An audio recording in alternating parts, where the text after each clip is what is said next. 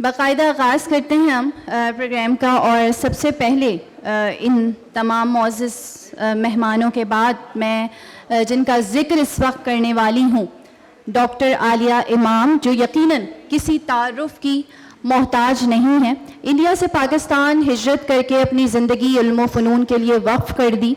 فیض احمد فیض صاحب سے بلبل پاکستان کا لقب پانے والی، ساتھ ہی ایک بہترین اسکالر، سائنس کتابوں کی مصنفہ، 28 کتابوں کی مصنفہ، اور 28ویں کتاب ان کی منظر عام پر آ چکی ہے۔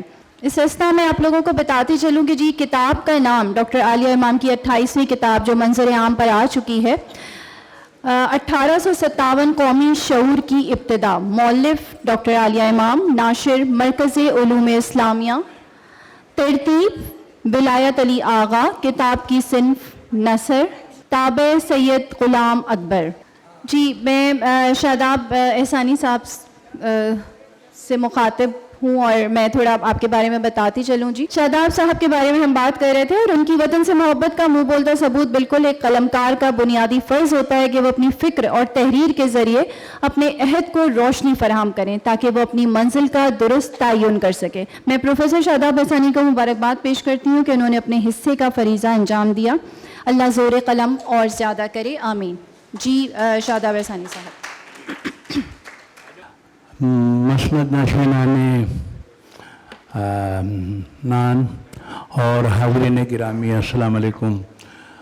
بطور خاص عالیہ امام صاحبہ، عالیہ امام صاحبہ، آپ نے 3 صدیوں کا قصہ رقم کیا ہے، اور اگر یہ 3 صدیوں کا قصہ آپ وضاحتوں کے ساتھ پیش کرتی تو دفتر کے دفتر چاہیے ہوتے۔ اور اس میں یہ جو شعور کی ابتدا کی بات کی ہے انہوں نے، قومی شعور کی ابتدا، تو یہ بنیادی طور پر 1857 جو ہے اس حوالے سے یہ کتاب لکھی انہوں نے۔ اور مجھے اور اس کے اندر جو آگے انہوں نے بتایا وہ یہ بتایا کہ اورنگزیب کا جب انتقال ہو گیا، یہ ہو گئی آپ کی 18ویں صدی کی ابتدا۔ یہ جو جہاد ادھر ہو رہا تھا، ادھر 1831 اور 32 میں الیگزینڈر برنس جو تھا، جس کے نام پر برنس روڈ ہے آج بھی، وہ افغانستان سے آ رہا تھا، اور افغانستان سے آنے کے بعد اس نے یہ تالپوروں سے بات کی اور کہا کہ بھائی ہم یہ چاہتے ہیں کہ جس طرح ٹھٹا میں ہماری ایک فیکٹری قائم ہے، اسی طرح ہمیں تجارتی سرگرمیوں کے لیے یہ دریا بھی ہمارے لیے دے دو۔ تالپوروں نے منع کر دیا۔ اب کچھ عرصہ گزرا تھا کہ 1836 میں رنجیت سنگھ وارم اپ ہونا شروع ہوا۔ جب سینٹرل لینگویج کا جنم ہو جائے کسی خطے میں، تو اب آپ سمجھ لیں کہ وہ خطہ قوم بننے کے امکانات کی طرف بڑھ گیا ہے۔ اور جب قوم بننے کے امکانات میں آ جائے گا اور قوم بن جائے گا، تو اس کا مطلب ہے اشرافیہ ٹوٹ جائے گی۔ ایلیٹ کلاس اس سے پہلے نہیں ٹوٹے گی۔ جب ایلیٹ کلاس ٹوٹے گی تو وہ جو زبان ہے وہ اقتدار کی زبان ہو گئی، تو اس کا مطلب روزگار کی زبان بھی ہو جائے گی، وہی کہلائے گی۔ تو اب یہ جو بات میں نے آپ سے کی ہے، تو اب آپ یونانی کو دیکھ لیں، سینٹرل لینگویج ہے وہاں، اور بھی بولتے ہیں زبانیں، اور یعنی یونانی اور لاطینی ساری زبانوں کو لگا لیں، تو یہ سارے مسائل ہیں۔ تو انہوں نے جو ایک سوالات اٹھا دیے ہیں، جن کا نام عالیہ امام ہے، یہ قابل مبارکباد ہیں۔ اللہ انہیں مزید زندگی دے اور اس طرح کا، اور ذہنی غلامی سے ہم سب کو نکالے۔ وما علینا الا البلاغ۔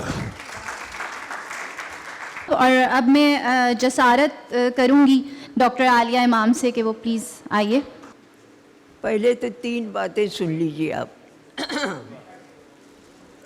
ناخدائے سخن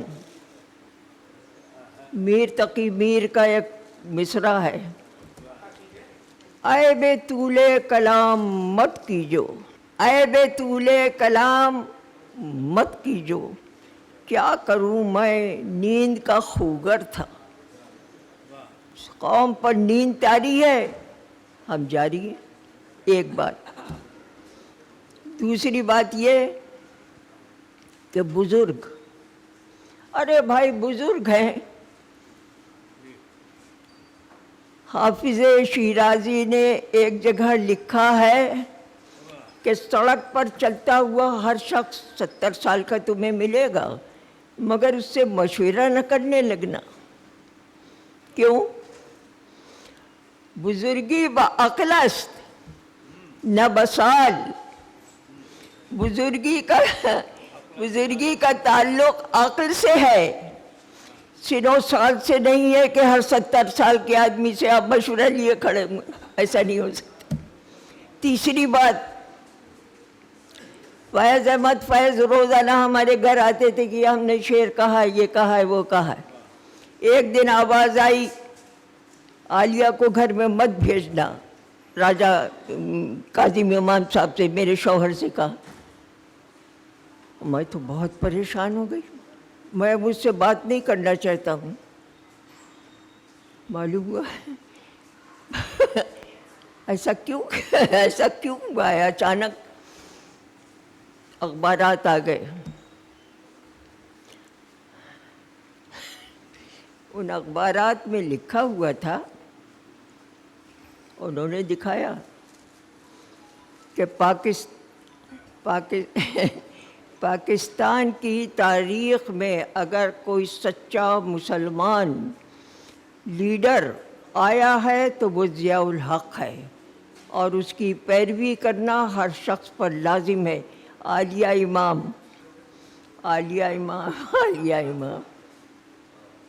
میں نے کہا کیا بات کر رہے ہیں؟ تشریح کی گئی، معلومات کیے گئے، تو آپ کو معلوم ہے کیا ہوا. لہذا انہوں نے کہا کہ بھائی ڈاکٹر عالیہ امام لکھو، کیونکہ عالیہ امام بنا دی گئی ہیں کاؤنٹر کرنے کے لیے. یہ جو کتاب میں نے لکھی ہے یہ نیشنل آرکائیوز آف لندن میں لکھی ہے، اور یہ جو ابھی میں نے واقعات بتائے ہیں، کیا کیا شاطرانہ چالیں چلی گئی ہیں، اس کا بھی اشارہ ہے اس میں.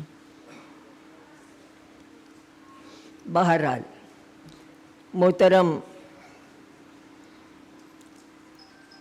ڈاکٹر شاداب احسانی صاحب، قابل صد احترام ممبران پریسیڈیم، عزیز دوستوں اور ساتھیوں، آج کی اس محفل میں جہاں میرے سامنے صاحبان فکر و نظر تشریف فرما ہے، علم و دانش کے نئے اور پرانے چراغ روشن ہیں، جن سے ہر بزم میں گرمی ہے، حسن ہے، رعنائی ہے، حرارت ہے. وہاں میرا لب کشائی کرنا پھولوں پر عطر ملنے کے مترادف ہے. رہ زنان چمن لالا انتقام کشے، کاہے کا انتقام لیں گے؟ ہمارے بچوں کی لالی تم نے چھینی، ہماری جوانی کی چادریں تم نے چھینی، ہمارے گھر کی خوشیاں تم نے چھینی. رہ زنان چمن لالا انتقام کشیم، بزم غنچہ و گل طرح دیگر اندازیم. کھڑے ہو تم بھی، کھڑے ہو تم بھی، کھڑے ہو تم بھی، کھڑے ہو، سب کا بدلہ لو، انتقام لو، اور انتقام لینے کے بعد ایک ایسی دنیا تعمیر کرو جہاں کلی کلی مسکرا اٹھے، جہاں غنچے غنچے کی جبیں پر تاج رکھ دیا جائے. اور اسی بات کو جوڑ صاحب نے آگے بڑھاتے ہوئے ختم کر دیا. وقت لکھے گا کہانی ایک نئے مضمون کی، وقت لکھے گا کہانی ایک نئے مضمون کی، جس کی سرخی کو ضرورت ہے تمہارے خون کی.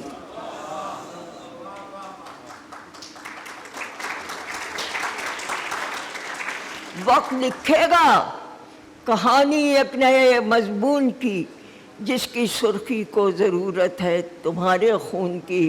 عزیزان گرامی، ان الفاظ کے ساتھ میں آپ لوگوں نے جو مجھے عزت دی ہے، میرے پاس الفاظ نہیں کہ میں کچھ کہہ سکوں. آپ کی عزت افزائی ہے. جس طرف بھی چل پڑے ہم آبلا پایان شوق، خار سے گل اور گل سے گلستہ بنتا گیا.